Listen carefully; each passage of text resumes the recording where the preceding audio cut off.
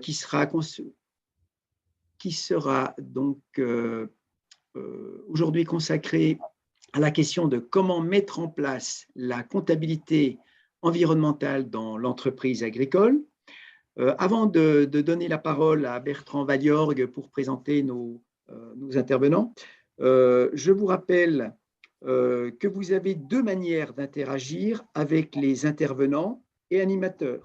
Vous avez un bouton discussion, converser, chat, hein, ça dépend, qui vous permet de nous donner des informations ou de me faire part de vos éventuels soucis techniques.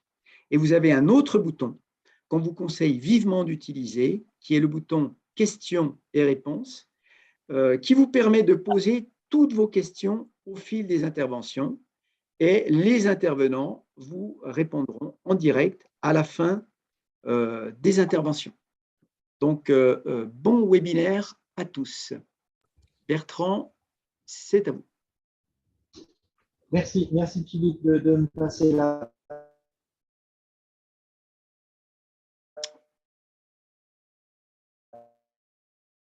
Bertrand, on ne vous entend pas. Alors, on a un webinaire important.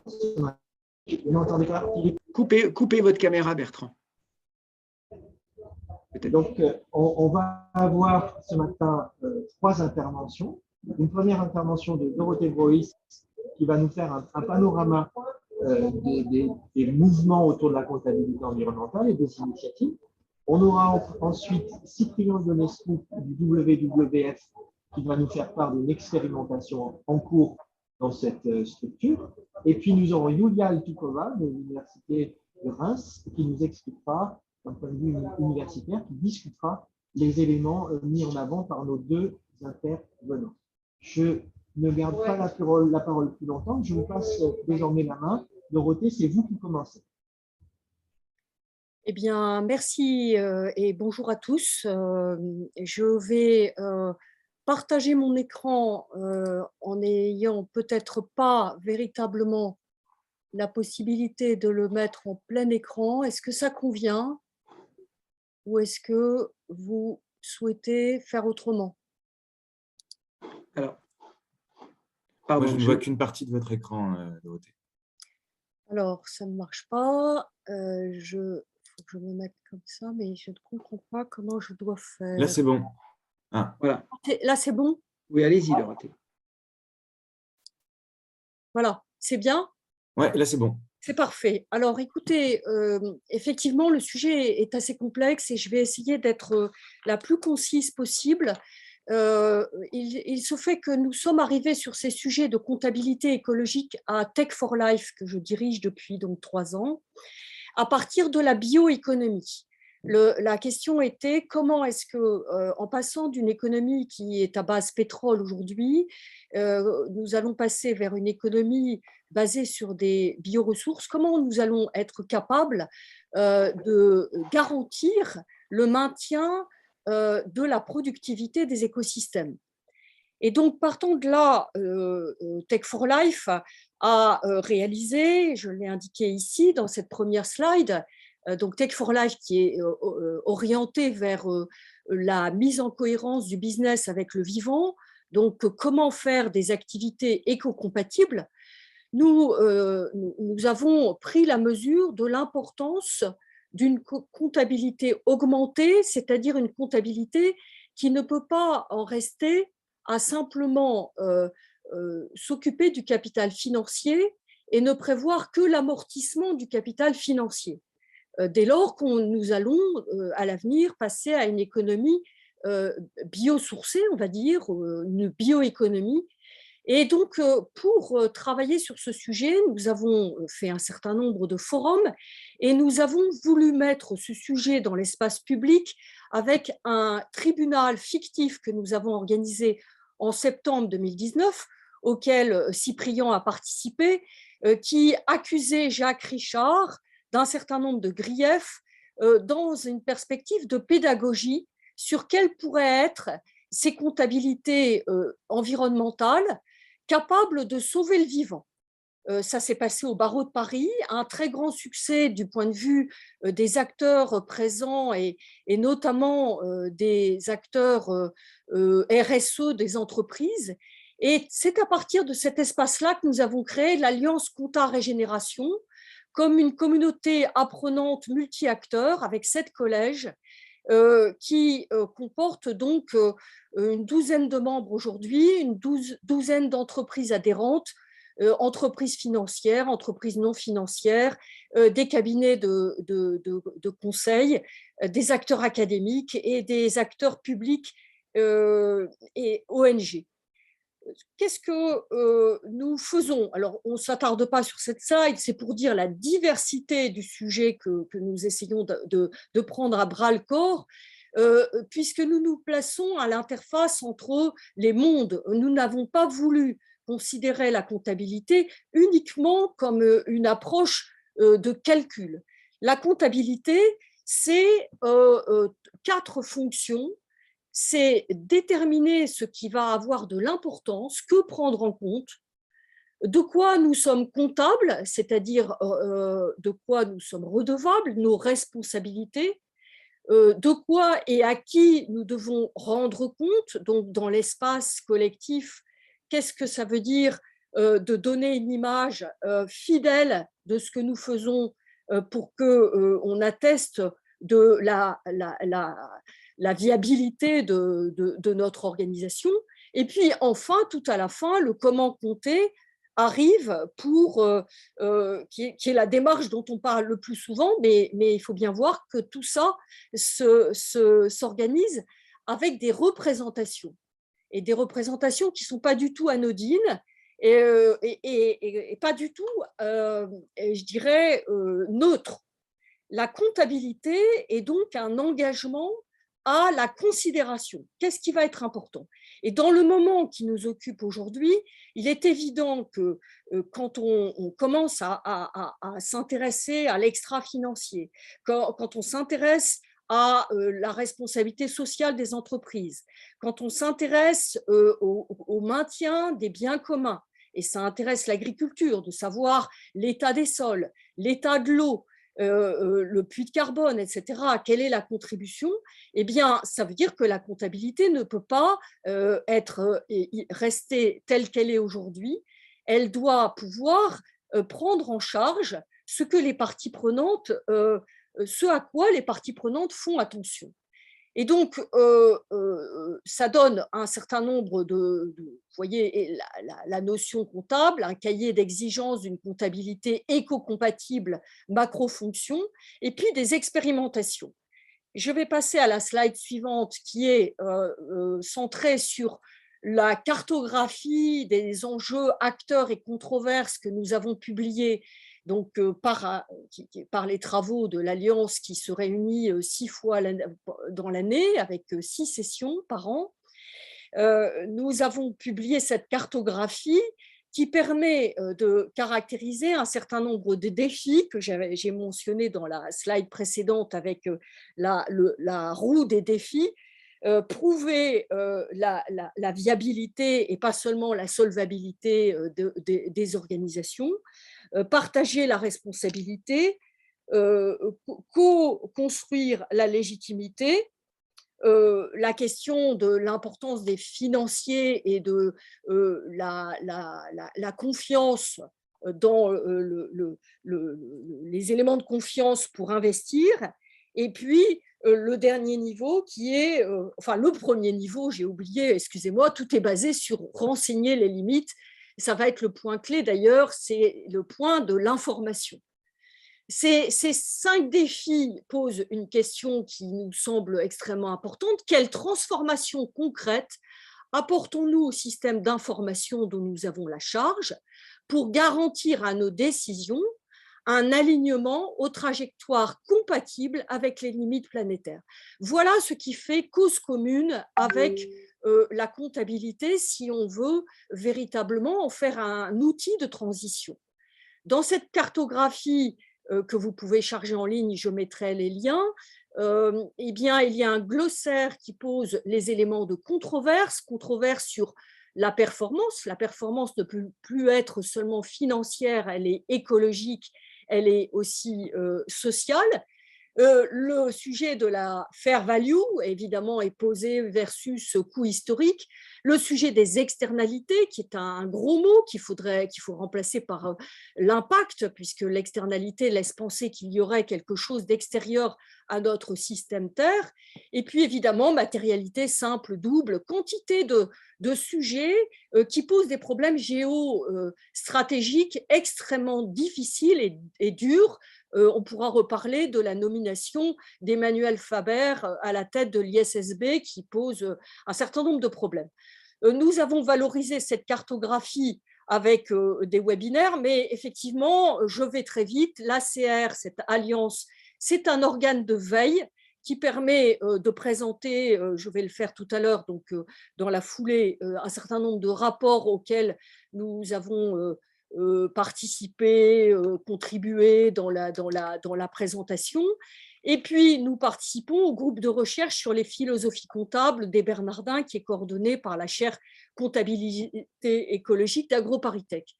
L'ACR, c'est aussi une pépinière d'expérimentation avec aujourd'hui des membres de l'Alliance qui veulent se mettre en trinôme ou en quatuor pour chercher des voies d'expérimentation. Je pense à Danone, InVivo, Serfrance sur l'agriculture régénératrice. Je pense aussi à Veolia avec RSM et Citeo sur la valorisation des emballages plastiques, avec un certain nombre de points difficiles sur lesquels je m'arrêterai un tout petit peu. C'est comment le point capital, c'est quand on veut se mettre en route vers une comptabilité écologique et sociale, c'est de caractériser ce que l'on va renseigner. Donc, l'intention est extrêmement importante. Est-ce qu'on se met dans l'intention d'assurer les coûts, le maintien, et donc dans ces cas-là, on va comptabiliser des coûts d'investissement pour maintenir la qualité des sols, de l'eau, de l'air, de la biodiversité, ou est-ce qu'on se met dans des démarches d'ACV avec des modèles, ou est-ce qu'on se met… Enfin, je crois que là, Cyprien aura beaucoup de choses à nous dire sur la manière de compter les fameuses métriques. Ce qui nous semble important dans la comptabilité, c'est qu'elle soit un outil pour un suivi de trajectoire de progrès écologique, de croissance de la performance écologique, donc sur une trajectoire de soutenabilité forte. Ce qui est très délicat, c'est de définir un périmètre. On voit que sur les méthodes qui sont expérimentées, en général, ce sont des périmètres un peu réduits parce que, évidemment, comme il faut renseigner beaucoup de choses, ce n'est pas non plus très évident d'avoir ces données à un périmètre très large. Donc, le plus grand défi de la comptabilité, c'est de disposer de données pertinentes avec la question de l'accès aux données, de qui collecte, de la confidentialité des données et de la propriété des données. Et puis ensuite, on voit très bien aussi la difficulté d'assembler des compétences multiples pour établir un protocole de travail. Je vais présenter donc très vite les 3 études qui ont suivi celle de Tech for Life donc en mars, l'étude APESA qui a été produite suite à l'appel à projet de l'association Record, qui est un collectif public-privé, qui est une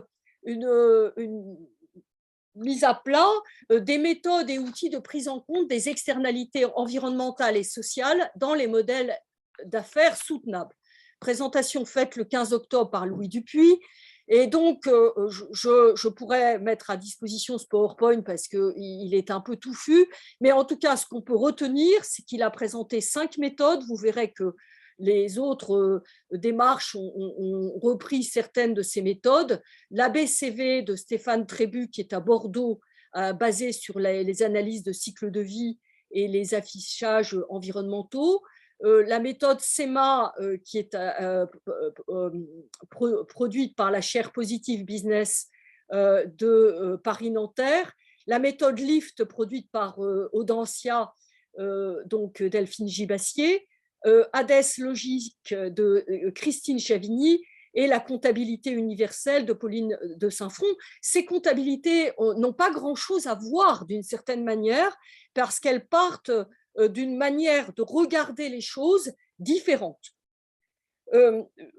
On peut, ce qui est intéressant dans le travail qu'a fait l'APESA, c'est la notion de niveau d'insoutenabilité que Louis Dupuy a mis en avant, et cette organisation qui est de classer ces comptabilités selon à la fois leur usage et leur niveau d'intégration.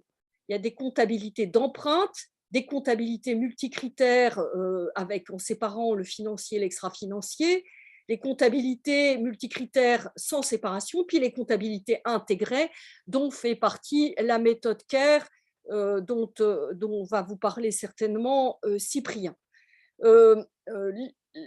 Les controverses qui ont été posées par ce rapport sont intéressantes à pointer. Il y a des controverses conceptuelles. Certaines ne considèrent pas le capital et les actifs et la dette de la même manière, ne sont pas placés au même endroit. Je ne m'attarde pas là-dessus. Je voudrais juste pouvoir terminer sur le rapport qu'a publié Profil, pardon, pas Profil, le Collège des directeurs RSE et l'Observatoire de la responsabilité sociale des entreprises LORS et ORE, qui est un guide de comptabilité intégrée avec un certain nombre d'outils qui ont aussi été présentés un peu plus tard, le 16 novembre. 5 méthodologies présentées. Vous voyez, on retrouve comptabilité universelle, LIFT et SEMA. Par contre, là est approfondi le regard sur CARE, cette méthode donc mise en place par Jacques Richard et Alexandre Rambaud et développée par un réseau beaucoup plus large aujourd'hui. Et puis le thésaurus d'Alan Fustek, qui était intervenu d'ailleurs au tribunal pour les générations futures. J'ai donné 2 remarques des 2 porteurs, C3D et Ors, ici, le fait de la nécessité de ces comptabilités augmentées que souligne Stanislas Potier, et puis l'importance d'une collaboration qui est mise en avant par Hélène Valade, qui est aujourd'hui directrice RSE chez LVMH. Et puis, enfin, je suis désolée d'aller un peu vite au pas de charge, mais c'est vrai qu'il y a eu une année 2021 extrêmement chargée en publication, repérage, et c'est une très bonne chose parce qu'on commence à avoir maintenant un panorama de possibles. C'est l'étude profil qui est, je dirais, la partie comptabilité, c'est uniquement la 3e partie, puisque cette étude est centrée sur entreprise et post-croissance, et elle pose différents points dans son travail. Je m'attarde juste donc sur la 3e partie, avec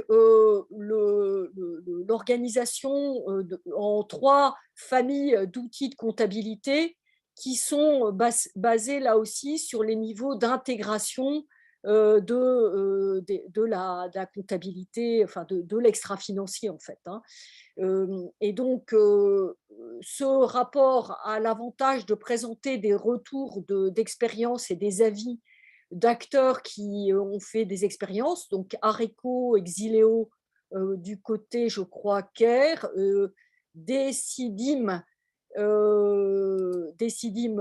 qui a été, pardon, alors, excusez-moi, Decidim qui était sur la Dorothée, il faut Oui, oui, j'ai fini. Voilà, on pourra y revenir si vous voulez.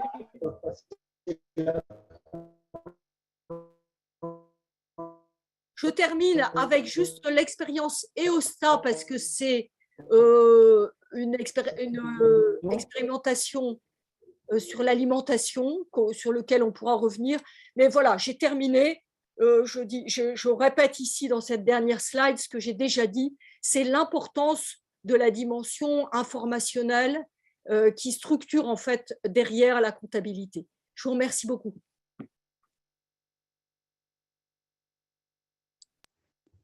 Je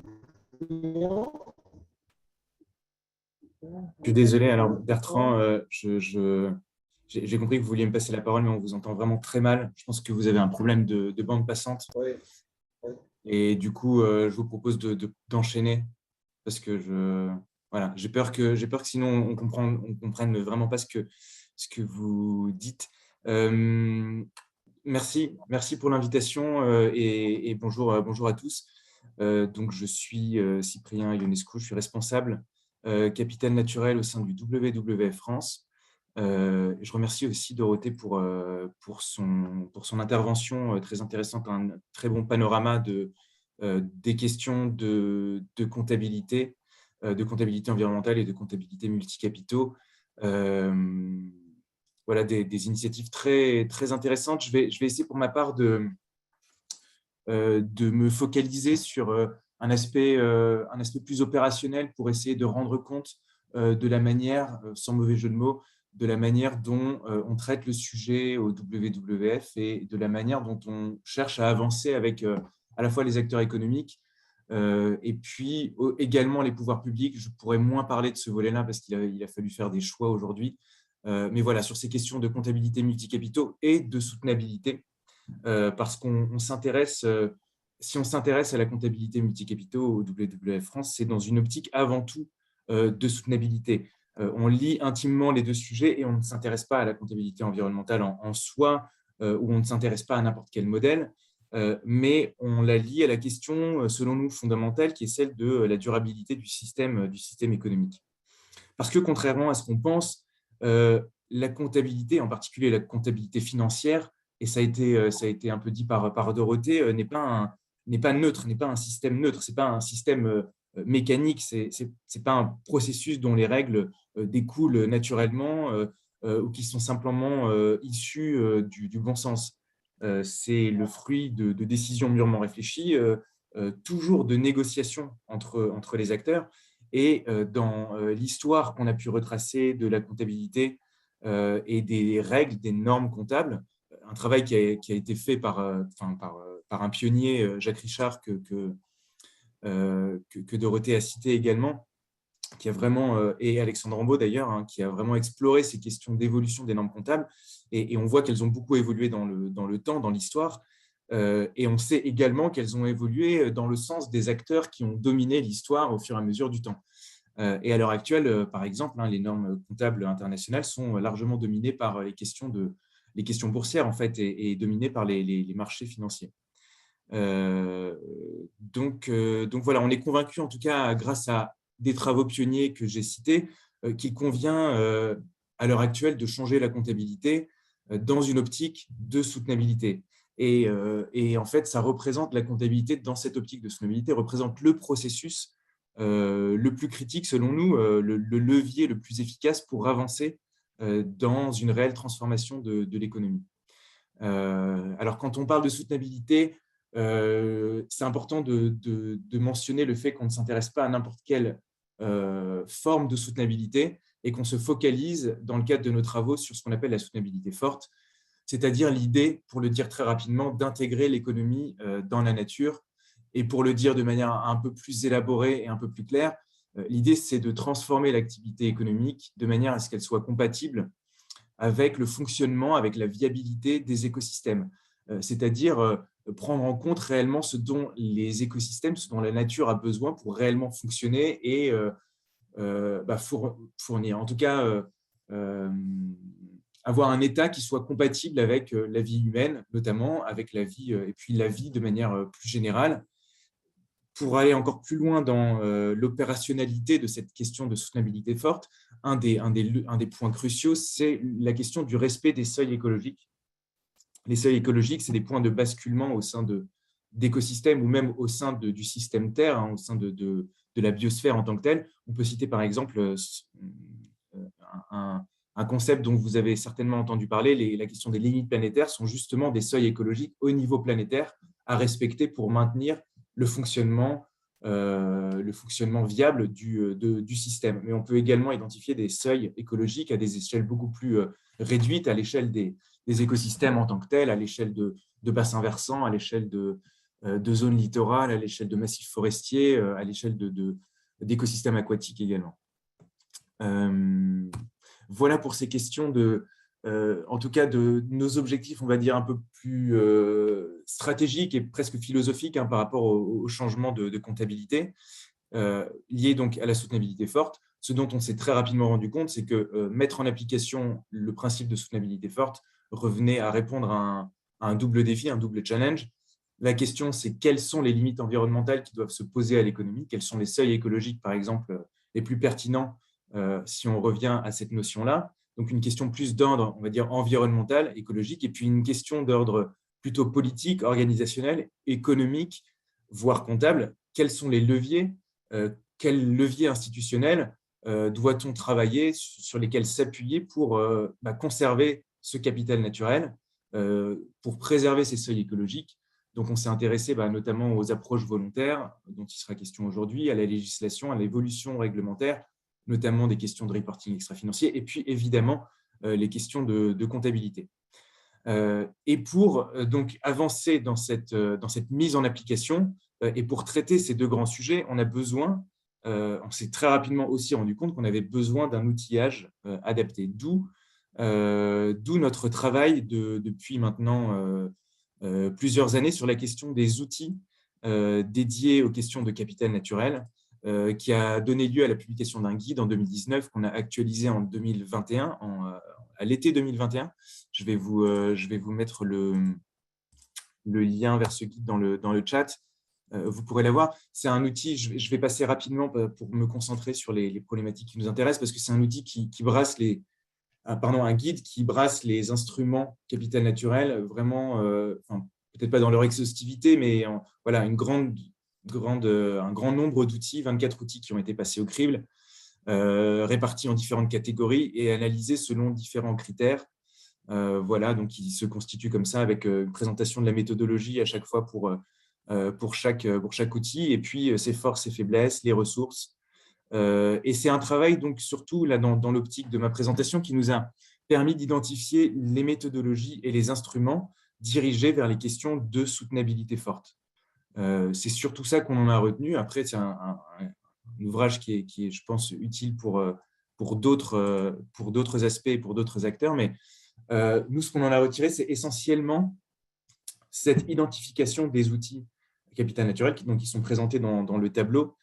Ils sont listés ici, donc en ordonnée. En abscisse, ici, on a plutôt la chaîne logique de la durabilité forte, en allant d'instruments de mesure à des instruments macroéconomiques, en passant par des instruments de définition d'objectifs environnementaux et puis les instruments de comptabilité générale. Et donc, voilà, ça nous a permis de les identifier, puis de les situer aussi les uns par rapport aux autres, et de remarquer qu'ils sont en général très complémentaires, assez peu compétiteurs, mais très complémentaires, et puis que certains se dédient aux acteurs privés, lorsque d'autres se dédient plutôt aux acteurs publics. On a, donc ici, je vais m'attarder plutôt dans ma présentation sur les outils dédiés aux acteurs privés pour m'intéresser plus spécifiquement aux questions d'entreprises agricoles. Ce dont on s'est rendu compte également à travers cette analyse, c'est que ces outils étaient relativement méconnus de la part des entreprises et du secteur privé de manière générale, et puis également qu'ils étaient en cours de développement, mais pas complètement arrivés à maturité. Arrivés suffisamment au stade du développement pour avoir des versions prototypiques de ces outils, mais pas totalement finalisés et pas impossible, en tout cas à l'heure actuelle, de les généraliser au sein de l'entreprise. Donc, on a eu l'idée de monter avec la chaire de comptabilité écologique qui a été mentionnée par Dorothée tout à l'heure, le lab, une structure qu'on a appelée le Lab Capital Naturel, qui a été lancé en septembre dernier lors du congrès mondial de l'UICN à Marseille, et qui vise à coaliser les acteurs engagés pour la mise en œuvre de la soutenabilité forte, donc des acteurs de l'expertise et des entreprises privées proactives. On a 6 entreprises à l'heure actuelle, les membres, on va dire, un peu historiques, donc Bell, Carrefour, GRDF, le groupe Rocher, LVMH et Michelin, et puis des organisations plutôt expertes, donc des cabinets de conseil, des bureaux d'études, des laboratoires de recherche, des universités. Et l'idée du lab, donc, c'est d'être un lieu d'information sur les derniers développements méthodologiques, donc essentiellement de deux grandes méthodologies, de deux grandes formes de comptabilité qui sont SBTN, sur lesquelles je vais revenir, et puis CARE, qui a été mentionné, donc le modèle de comptabilité financière multi-capitaux. Donc, lieu d'information, accélérateur des méthodologies, de ces deux méthodologies pour la durabilité forte, donc à travers un espace d'échange entre les acteurs qui expérimentent ces outils, c'est-à-dire que les entreprises qui participent au lab s'engagent à mettre en application, même à petit périmètre, l'un des deux outils. Et l'idée, c'est qu'elles puissent échanger, que les entreprises puissent échanger avec les experts sur leur expérimentation, sur ce qui a fonctionné, ce qui a été plus compliqué, voilà, les forces, les faiblesses pour rendre ces instruments les plus opérationnels le plus rapidement possible. Et puis l'idée du lab, c'est également d'être un organe de plaidoyer pour la durabilité forte à travers des appels aux entreprises et au pouvoir public pour s'approprier en fait ce type d'approche et de comptabilité. J'ai évoqué tout à l'heure dans une slide précédente la chaîne logique des approches de durabilité forte, et je le reprends ici de manière un peu plus détaillée, très simplifiée, parce qu'en fait, il y a beaucoup de sous-composantes, et puis là, c'est présenté de manière linéaire, alors qu'en réalité, c'est un processus qui est plus cyclique, mais dans une optique de compréhension, de meilleure compréhension, je le présente de manière linéaire. Le processus commence par l'identification des ce qu'on appelle les composantes environnementales, donc les thématiques environnementales qui sont les plus matérielles pour l'entreprise agricole par exemple, et les géographies prioritaires. Si l'entreprise par exemple a une chaîne de valeur complexe, l'idée c'est aussi d'identifier les zones les plus critiques du point de vue environnemental, du point de vue écologique sur sa chaîne de valeur. Donc identifier les sujets environnementaux et les géographies, les localisations précises. La deuxième étape, c'est celle de la définition des objectifs alignés sur la science, donc des objectifs de durabilité forte, basés sur les questions de seuil écologique, et de mesurer ensuite les écarts de durabilité, c'est-à-dire les écarts entre la situation au temps T de l'entreprise et puis ce niveau de soutenabilité un peu objectivé et scientifique qu'elle devrait atteindre sur du moyen ou long terme. Donc la mesure de ce qu'on appelle les écarts de durabilité. La troisième étape, c'est celle de la définition des actions transformatrices, donc des actions à mettre en œuvre pour combler ces écarts, en fait, ces écarts de durabilité. Ensuite, la quatrième phase, c'est celle de la mise en œuvre, j'ai oublié le chiffrage de ces actions dans une optique pareille de comptabilité et d'inscription de cette soutenabilité dans les processus comptables de l'entreprise à travers le chiffrage, donc, le chiffrage économique, je veux dire, des actions transformatrices, la mise en œuvre de ces actions, le pilotage de la transformation, évidemment. Et puis étape cruciale, la restitution, la comptabilité, en fait, rendre compte, une forme, un des aspects principaux, comme l'a dit Dorothée tout à l'heure, un des aspects principaux de la comptabilité, c'est-à-dire rendre compte de la durabilité environnementale auprès d'une variété de parties prenantes de la durabilité de l'entreprise. Ce qui est intéressant, c'est que les deux modèles auxquels on s'intéresse dans le cadre du lab sont très complémentaires du point de vue de la durabilité forte. SBTN, donc pour Science Based Targets Network, vous connaissez peut-être SBTI, Science Based Targets Initiative, qui est une initiative qui vise à accompagner les entreprises dans la définition d'objectifs carbone, donc de réduction de leurs émissions, qui soient alignés sur les scénarios du GIEC, les scénarios 1,5, les scénarios 1,5 degrés. L'idée de Science Based Targets Network, c'est de proposer des méthodologies équivalentes, mais pour l'ensemble des thématiques environnementales. Donc, c'est un peu Science Based Targets for Nature. Donc, SBTN, de son petit nom, se focalise principalement sur les premières étapes de ce processus. Il traite aussi des suivantes, mais on va dire avec moins de robustesse que ne le fait le modèle CARE. En fait, le modèle CARE, pareil, il englobe un peu tout ce processus, mais il s'est surtout concentré, et sa grande valeur ajoutée est plutôt sur les étapes aval du processus. Donc, ce qui fait que voilà, ces deux méthodologies, ces deux comptabilités sont très complémentaires et fonctionnent relativement bien de consort. On n'en est pas à les coupler à l'heure actuelle, mais de travailler de manière un peu plus séparée, mais dans une optique de convergence in fine. Voilà, donc maintenant, ce que je vous propose, je vais essayer de faire rapidement parce que je vois que le temps file également.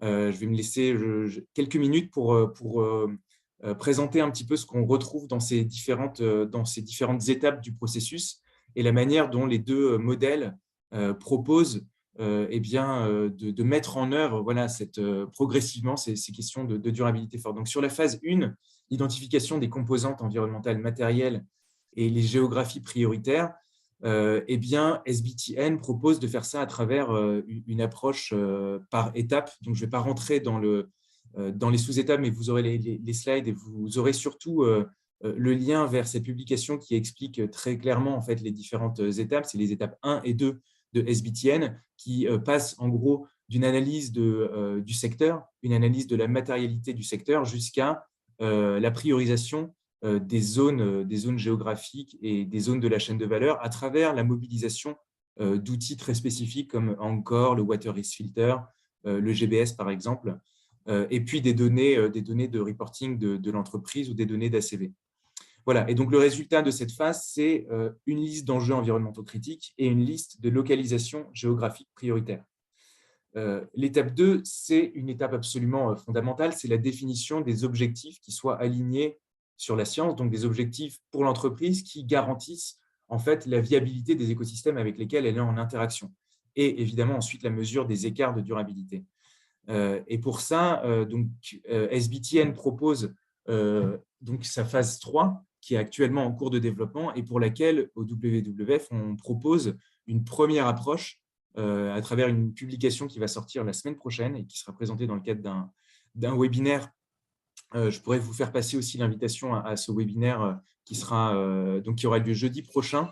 Donc, une publication et une méthodologie qu'on a conçue grâce à Bell et à l'entreprise Bell et à Métabolique, à des consultants et d'autres universités qui nous ont aidés sur la définition de cette méthodologie. Je ne vais pas rentrer dans le détail, mais l'idée, c'est de se focaliser. Enfin, un point central de la méthodologie, c'est de se demander quelles sont les bonnes connaissances à mettre en application, à utiliser dans une optique de développer des approches, des objectifs qui soient science-based pour la nature. Donc, on part de rechercher des données les plus robustes scientifiquement, donc notamment la question des limites planétaires. Si ces données n'existent pas, rechercher des objectifs sociétaux qui soient alimentés par des considérations scientifiques, comme par exemple l'objectif 1,5 degré, qui est plutôt un objectif négocié politiquement qu'un objectif purement scientifique. Ensuite, avoir d'autres alternatives en fait, si ces données sont absentes. Malheureusement, à l'heure actuelle, sur les questions de nature, il y a beaucoup de choses qui sont absentes. Donc voilà, en plus, c'est une proposition méthodologique qui est focalisée sur le secteur laitier, donc qui touche vraiment, qui est bien adapté au secteur agricole, qui pourrait d'ailleurs être, à travers des petites transformations, élargi aussi au secteur agricole au sens large. Le résultat que ça peut donner, là, c'est vraiment des résultats en avant-première que je vous propose. Ils seront présentés en détail jeudi prochain. Mais voilà, ça donne ce type de tableau avec des valeurs seuil, des objectifs de durabilité forte à atteindre, et puis la mesure d'écart de durabilité. Ici, on a deux catégories de fermes, extensives, intensives, et avec un code couleur, en gros, qui signifie que l'entreprise respecte ou non ces objectifs de durabilité forte. Je n'ai pas le temps de rentrer dans le détail, et puis ce sera présenté la semaine prochaine. Donc, l'idée, ce n'est pas de rentrer dans le détail de tout ça, mais c'est simplement pour expliquer un peu la logique de la manière dont on fonctionne sur ces méthodologies. Troisième étape, celle de la définition et du chiffrage des actions transformatrices. Donc, les actions à mettre en œuvre pour respecter ces objectifs science-based ou respecter ces seuils de durabilité forte. On emploie le terme qu'on préfère. À travers un exemple, donc là, c'est plutôt, là, on sort de SBTN et on est plutôt sur la méthodologie, la comptabilité CARE. Et je me base là-dessus sur une étude qu'on a menée avec Hendrix sur une entreprise industrielle qui souhaite garder l'anonymat. Donc, malheureusement, je pourrais pas vous la citer, mais voilà, qui s'est intéressé à différents capitaux naturels, notamment la biodiversité, notamment les questions aquatiques. Je remercie d'ailleurs Hendrix pour m'avoir aidé à avoir ces données-là un peu au pied levé ces derniers jours pour voilà, pouvoir vous les présenter. Sur les questions de biodiversité, par exemple, l'entreprise a développé un scénario de suppression des polluants dans l'entretien de l'extérieur de ces sites, une renaturation d'un grand parking de l'entreprise et puis la mise en place d'une gestion différenciée à l'échelle de son site avec différents types d'actions et puis un chiffrage en fait à travers la littérature, à travers des demandes de devis également et puis à travers la documentation de manière plus générale, le chiffrage de ces actions. On a la même chose sur l'eau avec des actions qui sont déjà mises en place et qui ont déjà été chiffrées par l'entreprise et puis des actions de préservation qui nécessitent d'être mises en place de manière complémentaire pour respecter ces seuils avec un chiffrage, notamment un système de traitement zéro déchet, par exemple, avec un certain coût et puis une valeur d'amortissement, des données qui vont pouvoir être intégrées dans la comptabilité, à la fois la comptabilité générale, bien sûr, la comptabilité financière et puis la comptabilité de management. Voilà. Cyprien, pardon, il faudrait vraiment conclure. Je finis tout de suite. Ouais. J'arrive à la dernière slide. Pour passer la mise en œuvre des suite. actions. Bien sûr. Je finis dans vraiment quelques secondes. La mise en œuvre des actions, le pilotage de la transformation. Je ne rentre pas dans le détail. C'était volontaire. Ça parle de tableau de pilotage, des choses assez classiques dans l'entreprise. Et je passe rapidement à la dernière étape importante de ces questions de comptabilité multicapitaux, la restitution, la reddition des comptes de manière donc, en multicapitaux, donc du bilan comptable et du compte de résultat, le bilan comptable à gauche, le compte de résultat à droite.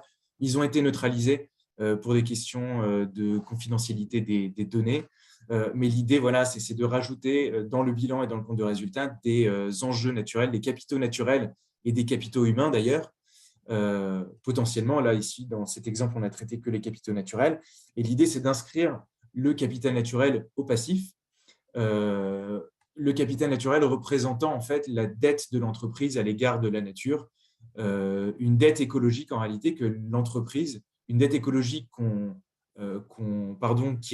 qui est calculée selon le coût des actions à mettre en place. Donc, si je reviens ici, c'est vraiment ce chiffrage-là en fait, qui va nous servir à évaluer les dettes écologiques, le capital, qui seront éteintes, des dettes qui seront éteintes au fur et à mesure du temps grâce à la mise en application des actions de transformation de l'entreprise.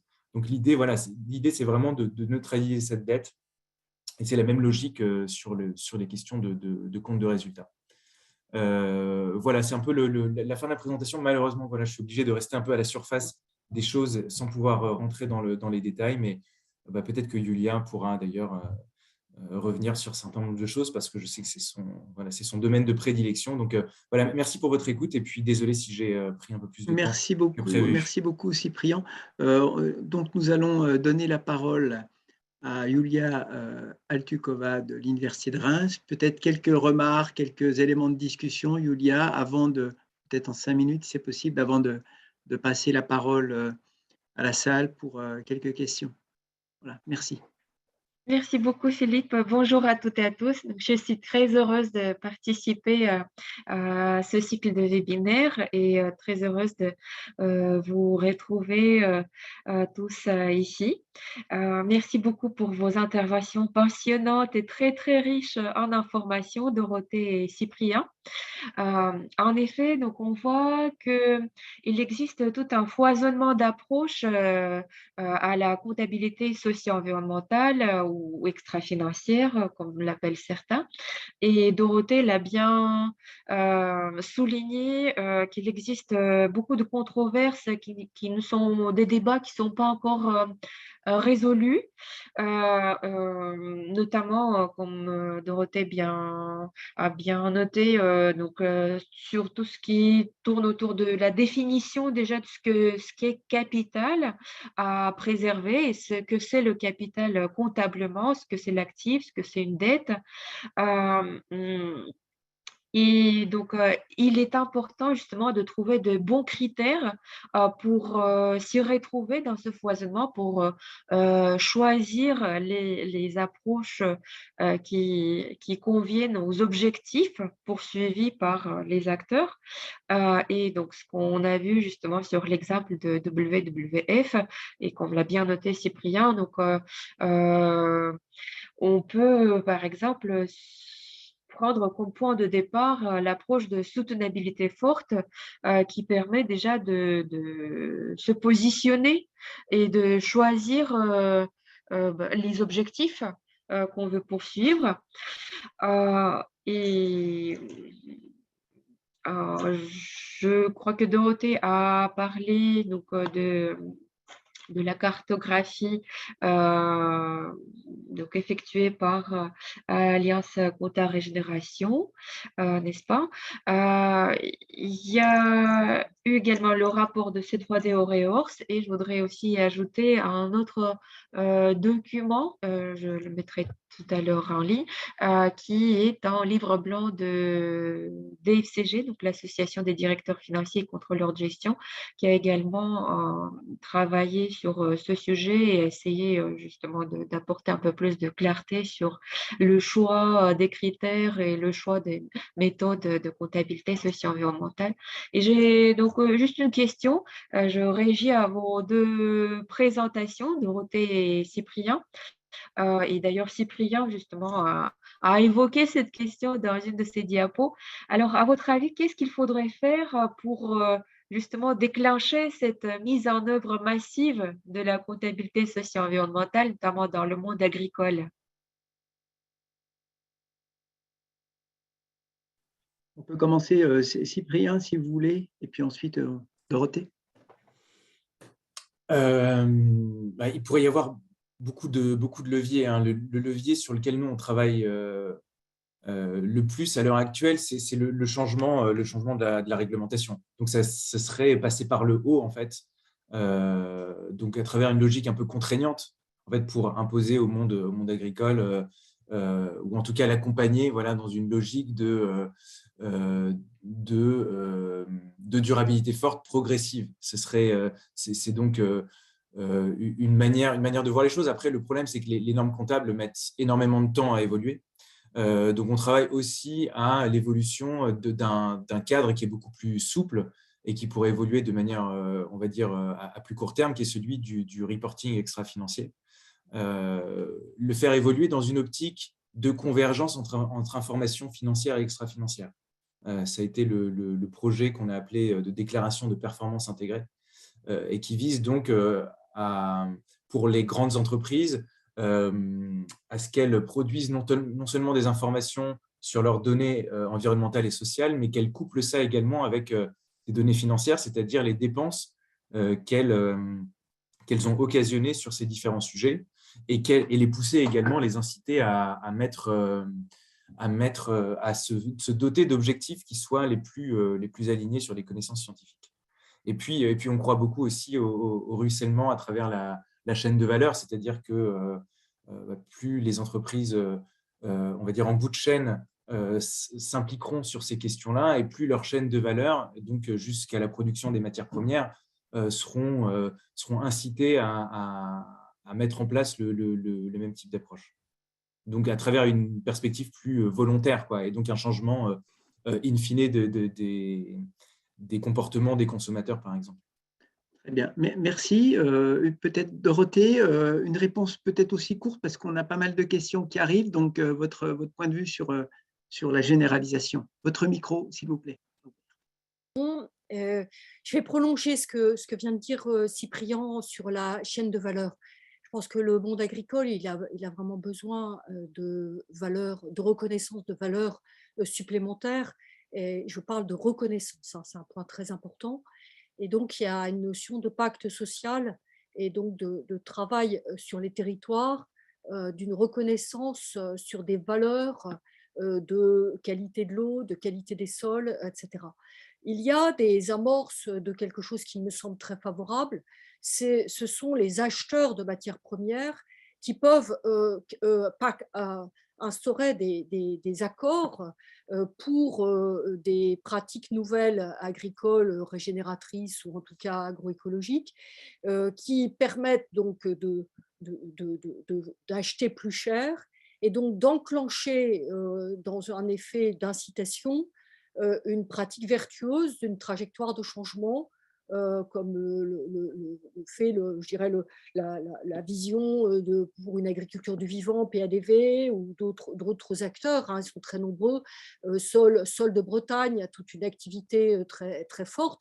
Le grand risque aujourd'hui, c'est que chacun y aille de manière séparée pour vendre son puits de carbone. C'est ce qui est en train de se passer.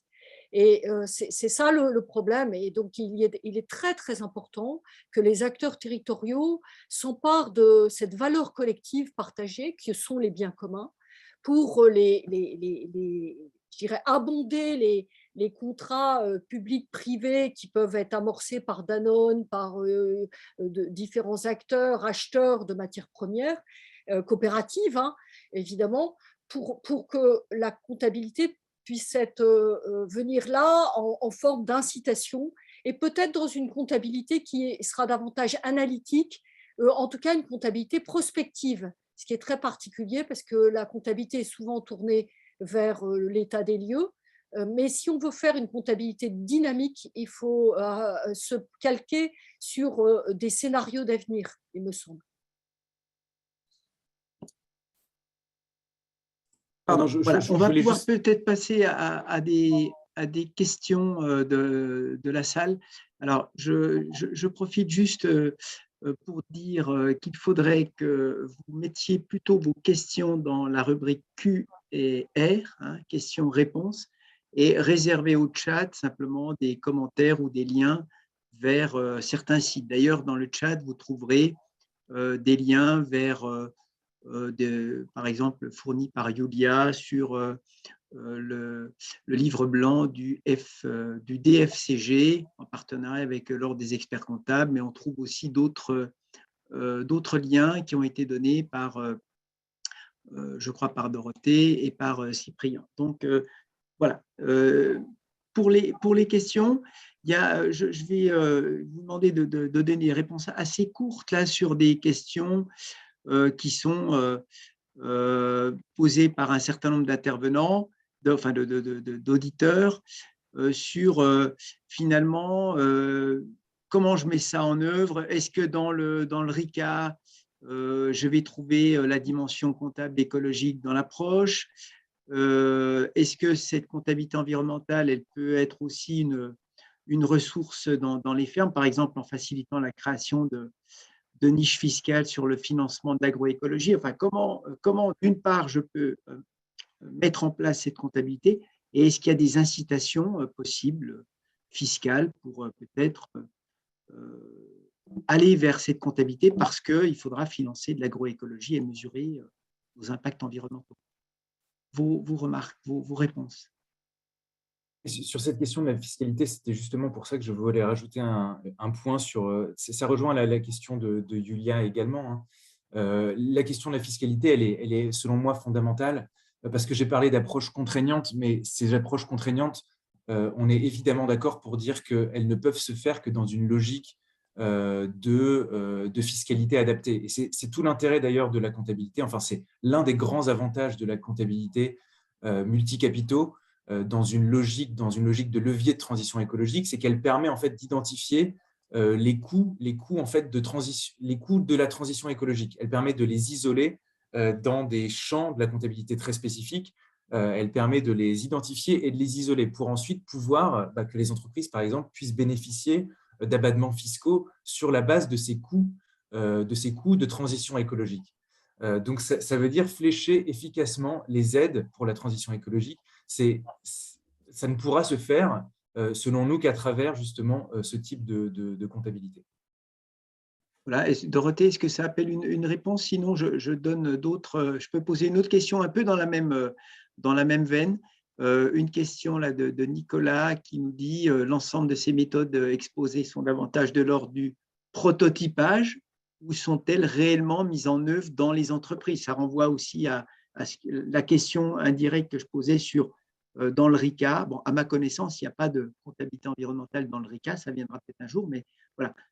Prototypage ou véritable mise en œuvre? Alors, je vais commencer juste on voit bien que c'est balbutiant. Ces sujets sont émergents et ce que je trouve très important, déjà, bon, le CERF France est en train de bouger sur un certain nombre de secteurs, notamment actuellement en Seine-et-Marne avec les acteurs du chanvre. Donc là, il y a des choses qui sont en train de se passer. Il y a d'autres choses qui sont en train de se passer aussi en Normandie. Il y a les FNCUMA qui travaillent en Bretagne avec Ferme d'Avenir. Donc, vous voyez différents endroits. Il y a aussi une expérimentation dans le Gers en lien avec la chaire comptabilité écologique sur l'importance des sols. Et il y a un travail qui est fait aussi en lien avec la chaire comptabilité écologique sur la ferme d'Essonne, Cœur d'Essonne, donc centré sur les sols. Mais ce que je voudrais vraiment, ce sur quoi j'aimerais mettre l'accent, c'est qu'il ne faut pas mettre à part le sujet comptable. C'est-à-dire, le plus on travaille déjà en termes dans le monde agricole pour renseigner sur ce que nous faisons, pour renseigner sur les indices, les labels, etc. Le plus on se met en situation de pouvoir aller vers une structuration qui pourra se mettre dans la cuisine comptable, si je peux m'exprimer ainsi. Et donc, la première étape, c'est d'être le plus attentif à être au courant de ce qui se passe du point de vue de l'enrichissement du sol en termes de sol vivant, de l'état des eaux, de l'état de l'effet puits de carbone, évidemment, à explorer, etc. Donc, et la dimension incitative, effectivement, soit elle se passe avec le privé, soit elle se passe avec le public, soit il y a un attelage public-privé qui fait que ça marche ensemble. Et le projet Sol de Bretagne est effectivement avec un soutien de la Chambre d'agriculture locale. Je pense que le Conseil régional est aussi présent. Et donc, de même qu'en Nouvelle-Aquitaine, il y a aussi un très fort investissement de la région sur la perspective de la résilience. Mais la grande difficulté, c'est de mettre ensemble public et privé parce que la question tombe rapidement de c'est quoi la comptabilité publique qui va bien avec les territoires dès lors qu'une comptabilité publique a un problème, c'est qu'elle n'a pas de patrimoine, elle n'a pas de capital. Donc, elle ne gère pas la question de la trajectoire d'amélioration de son patrimoine. Et puis, dans quel périmètre elle va se placer si elle veut se mettre, moi je prends souvent l'exemple de ferme bas carbone en Pays de Loire, comment est-ce que ferme bas carbone se met en lien avec le territoire pour faire une comptabilité territoriale qui va être écosystème centré, ça je vois, enfin voilà, là on tombe encore sur des niveaux de complexité qui sont énormes. Donc je pense que la première étape, c'est de se dire, soyons pragmatiques, essayons de renforcer la mise en visibilité de ce que nous faisons, de nous mettre dans une trajectoire. Moi, j'aime bien ce qui se passe du côté de la régénération, parce que c'est obligation de résultat et pas forcément avec des moyens qui sont dictés. Donc, c'est assez pragmatique. Mais en tout cas, c'est la qualité des sols qui est visée. OK. Peut-être une autre question aussi là, de clarification entre les démarches RSE et cette comptabilité environnementale. Est-ce qu'il y a vraiment, voilà, les gens ont peut-être du mal à s'y repérer. Donc, juste peut-être un petit mot là de réponse et je poursuivrai les questions.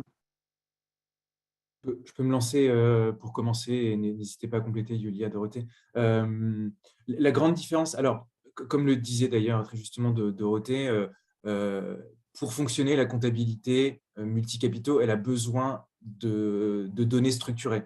Donc, ça veut dire que toutes les démarches qui visent, par exemple, à construire un reporting environnemental, à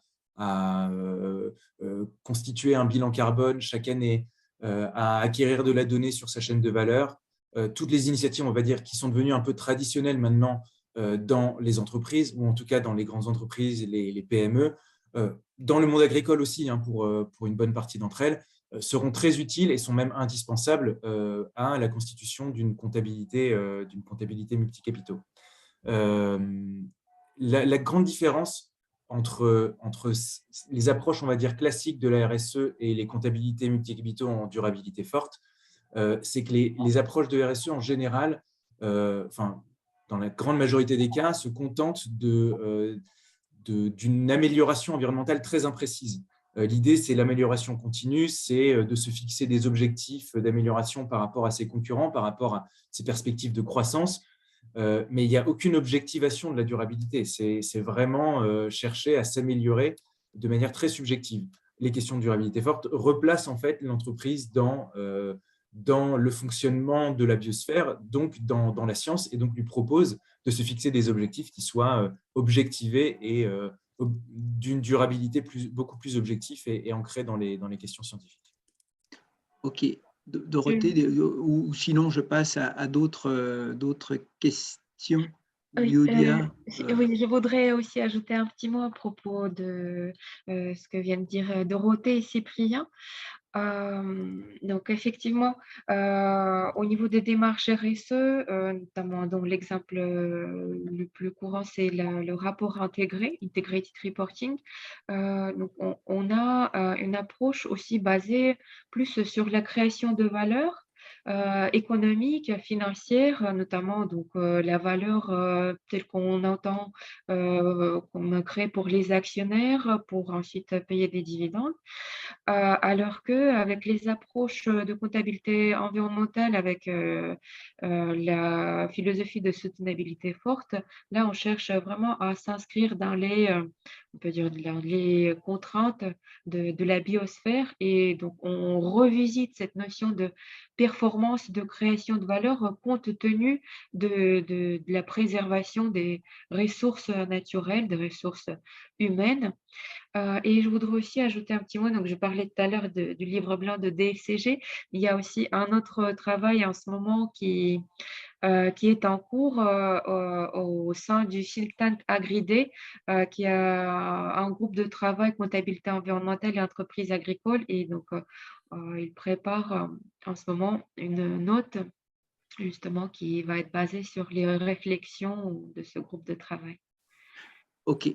Il y a des questions là, peut-être plus sur, par exemple, de Gabriel, ne doit-on pas veiller à ne pas s'enfermer dans une approche chaîne de valeur forcément limitée, puisqu'on a une entrée système de production, mais aussi, pas simplement production agricole, mais production agroalimentaire. Il y a des questions autour de, finalement, le niveau aussi de collaboration entre les agronomes, les scientifiques et plutôt le monde de la comptabilité, et comment on passe de l'évaluation de la valeur écologique, agronomique, à l'évaluation des coûts avec des méthodes robustes. Voilà, qu'est-ce qu'on produit comme référence? Donc, il y a ces questions-là autour de voilà, les types d'indicateurs. Est-ce que vraiment on revisite et on revisite les contours de l'entreprise aussi et du système et de la chaîne de valeur. Il y a aussi des questions sur, j'ai vu sur les échelles territoriales. Voilà, tout ça ne s'exprime pas tout à fait de la même façon selon les échelles auxquelles on se situe géographiquement, par exemple. Donc, c'est quoi vos avis là, sur ces questions? Dorothée. Oui, oui, merci Philippe pour ces mises en perspective de questions. Il y a vraiment une opportunité à se poser la question de fabrique de valeurs collectives, c'est-à-dire que la question qui concerne le monde alimentaire. Si on prend l'exemple du court-circuit qui a opéré C'est qui le patron en termes d'alignement d'acteurs, si on raisonne comme ça. Il y a quantité de filières, la filière plastique en fait partie, le textile aussi, où on peut se dire là, il y a une forte appétence de la finance à impact. Et pourquoi ne pas pousser vers l'idée de l'impact systémique? L'impact systémique, ça voudrait dire que les acteurs ont une certaine cohérence entre eux, entre l'amont et l'aval, pour mettre sur le marché des choses qui intéressent l'aval. Et donc, il y a une sorte d'appel d'air, de l'offre est structurée, et les investisseurs viennent là-dessus pour dire, moi, cette chaîne de valeur m'intéresse. Je prends l'exemple aussi de Fleur d'ici, qui est une initiative de Hortense Harang, qui, avec un système de mise en relation locale, enfin local, non tout à fait logiciel, je dirais standard, innovant, permet de relocaliser l'horticulture, la production de fleurs. Vous savez, on est passé de 30 000 producteurs de fleurs il y a 20 ans à il n'y en a plus que 3 000. Hein. Donc, c'est un bel enjeu, très bel enjeu. Et là, on peut imaginer qu'en faisant cela, on puisse traduire comptablement ce que cette chaîne de valeur produit comme valeur ajoutée dans les territoires. Peut-être dans un seul territoire ou à niveau national, ça risque d'être difficile, mais c'est l'idée d'une comptabilité sur la chaîne de valeur. Donc, avec la perspective de l'alignement des acteurs, qui ne me semble pas du tout impossible. Et l'exemple de l'incitation de Danone sur l'agriculture régénératrice, que ce soit en arboriculture ou que ce soit la production de céréales ou de légumes, procède un petit peu dans cet état d'esprit. La question, c'est comment est-ce que le signal est donné vers les investisseurs que ça vaut le coup. Et donc, le signal, ça peut être la comptabilité, puisque cette comptabilité augmentée n'atteste pas seulement de la viabilité des entreprises, mais de leur solvabilité, mais de leur viabilité. Donc, voilà, moi, il me semble qu'il y a quelque chose d'extrêmement intéressant dans la cohérence territoriale qui peut se construire avec la comptabilité. Très bien. Peut-être, il y a, en tout cas, ce que je peux dire, c'est qu'il y a eu des questions qui ont été posées et je vois que Dorothée, vous avez répondu, ou Cyprien également, des questions sur des expérimentations de ces méthodes. Il y a aussi une question qui revient là, quelqu'un qui insiste. Vous avez parlé, Dorothée, dans votre exposé, du problème posé par la nomination d'Emmanuel Faber à la tête de l'Organisation internationale de la comptabilité. En quoi ça pose problème et derrière, il y avait une autre question aussi sur les entreprises à mission qui ont des engagements avec un suivi, un contrôle via les OTI et donc du coup, font-elles aussi évoluer leur compta? Et donc voilà, Faber était chez Danone, entreprise à mission. Là, maintenant, il a changé de casquette. Donc, qu'est-ce que vous pouvez nous dire là sur cette situation? Très vite, je viens de mettre le lien. Il y a vraiment un très gros enjeu qui va se passer dans l'année, même dans le semestre là. C'est qu'il y a des visions qui s'opposent sur la prise en compte ou pas de tout ce qui est ESG, donc environnement, social et gouvernance au plan international. Aujourd'hui, la comptabilité a été normée par une structure privée qui est l'IASB.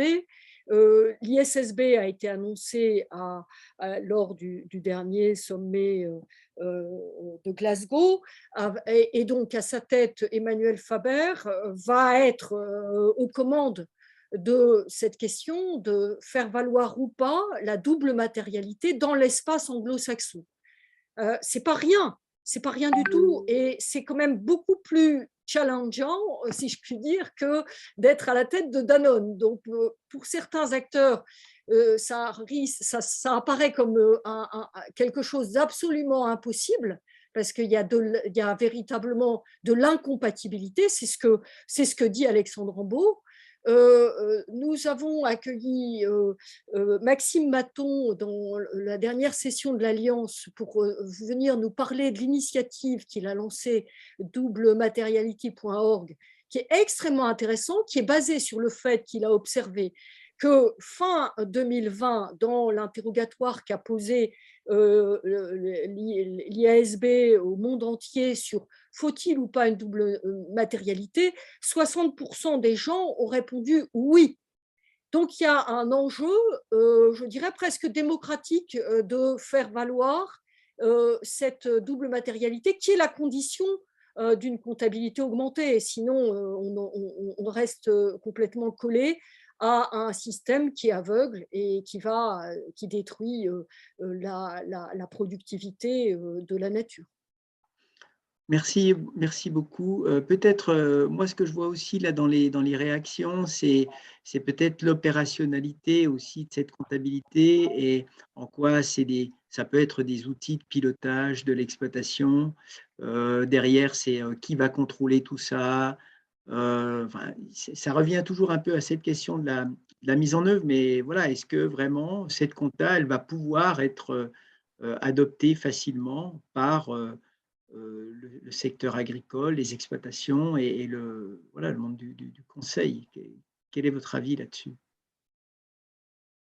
Et je crois qu'on s'arrêtera là. Voilà, Pour ma part, je pense qu'effectivement, c'est un challenge énorme, mais on voit bien que la montée en compétences partout, c'est un peu même presque panique à bord au niveau des nouvelles compétences qu'il faut embarquer. C'est pour ça aussi qu'il faut faire alliance entre les acteurs et votre webinaire en témoigne, qui aide à former les différentes personnes. Nous avons, la perspective de réaliser un événement le 18 juin qui s'appelle la Fête à Pigou, qui est centré, comme le nom l'indique, Pigou, c'est le fondateur des externalités et du système pollueur-payeur. Il faut inventer autre chose et ça pourrait bien être ces comptabilités augmentées dont on vient de parler. Et cet événement est précédé par 3 sessions de formation à laquelle va participer d'ailleurs Cyprien, qui vont démarrer fin mars. Donc, il faut vraiment qu'on se tienne un peu les coudes pour avancer sur l'éclairage de ces défis qui sont complexes, donc qui sont forcément multicompétences. Très bien. On va dire que c'était, Dorothée, votre conclusion. Je vais demander peut-être à Yulia et à Cyprien de conclure également. Alors, soit en revenant sur cette question, soit en nous donnant très, très rapidement, là, puisqu'on va arrêter, leur avis. Oui, je voudrais rebondir sur ce que vient de dire Dorothée. Oui, l'opérationnalisation de la comptabilité socio-environnementale dans le monde agricole et puis aussi en général pour toutes les entités économiques. On peut regarder dans l'histoire de la comptabilité et voir qu'on a déjà vécu, on peut dire, plusieurs révolutions comptables, ce qu'a démontré notamment Jacques Richard dans ses travaux.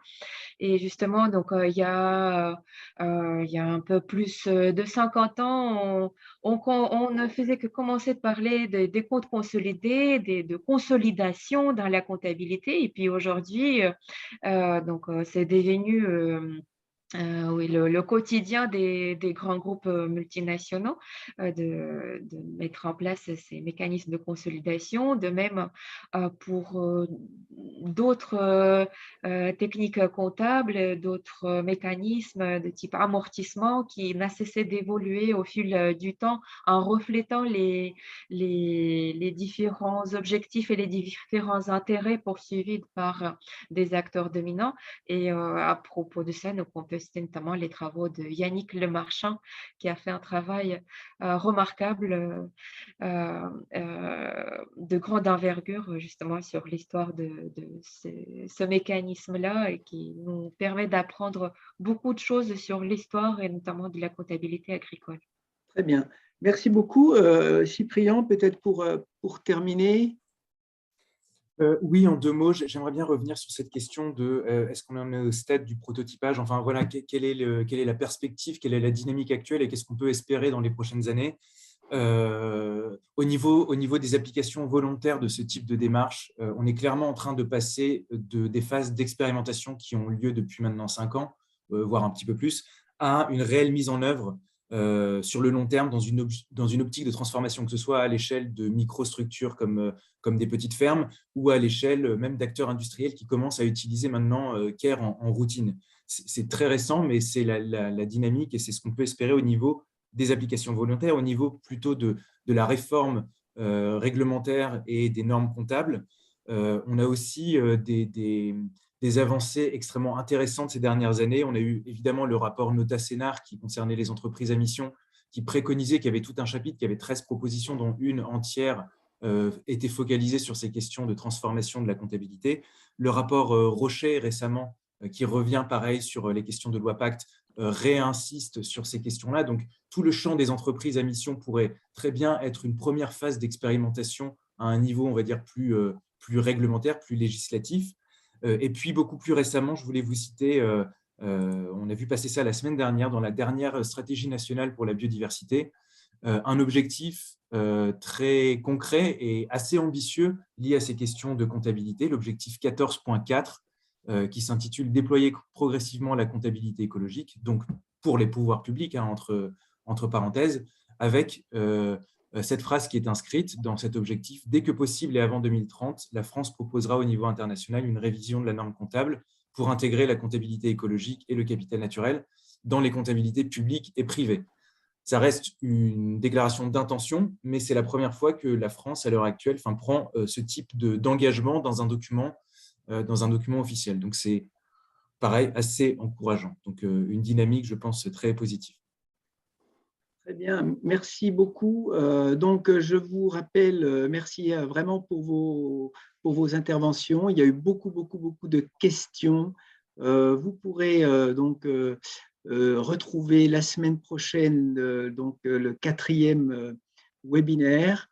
Ce webinaire sera consacré aux collectifs agricoles et donc avec la question: ces collectifs agricoles peuvent-ils répondre au développement d'une agriculture régénératrice? Donc, à la semaine prochaine. Merci beaucoup. Beaucoup de questions. Merci pour votre participation et à bientôt. Au revoir Merci. et Au merci revoir à et bonne tous. journée. Au revoir. Merci. Au revoir. Merci. Au revoir, merci. Au revoir.